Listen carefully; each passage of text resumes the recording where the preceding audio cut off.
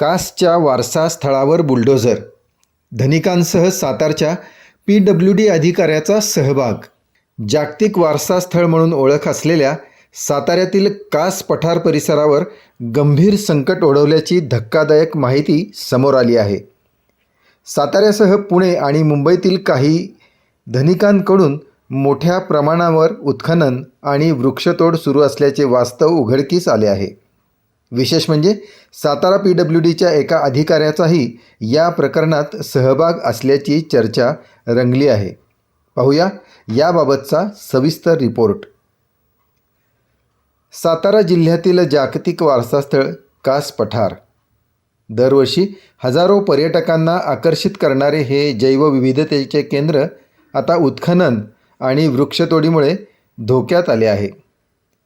कास पठाराच्या पायथ्याशी असलेल्या कासानी गावाच्या हद्दीत मुंबईतील एका धनिकासह सातारा PWDच्या विद्युत शाखेतील पाटील नामक अधिकाऱ्याकडून मोठ्या प्रमाणात उत्खनन आणि वृक्षतोड सुरू असल्याची माहिती पुढे आली आहे. महसूल विभागाच्या कागदपत्री नोंदीनुसार संबंधितांनी केवळ 12 ब्रास उत्खननाची परवानगी घेतल्याचं दिसून येते. मात्र प्रत्यक्ष स्थळी पाहणी केली असता तब्बल 250 ते 300 ब्रासपर्यंत उत्खनन झाल्याचे स्थानिकांच्या निदर्शनास आले आहे. यामुळं पर्यावरणाचा मोठ्या प्रमाणावर ऱ्हास होत असून वारसा स्थळाच्या अस्तित्वावरच प्रश्नचिन्ह निर्माण झालं आहे. या संपूर्ण प्रकाराकडं महसूल विभागाकडून दुर्लक्ष होत असल्याची चर्चा सातारा शहरात रंगली आहे.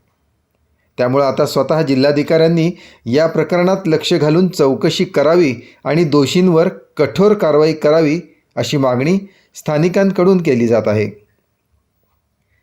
जागतिक वारसास्थळ असलेल्या कास पठाराचे रक्षण करणे ही प्रशासनाची आणि समाजाची सामूहिक जबाबदारी आहे. या प्रकरणात नेमकी काय कारवाई होणार हे पाहणे आता महत्त्वाचे ठरणार आहे.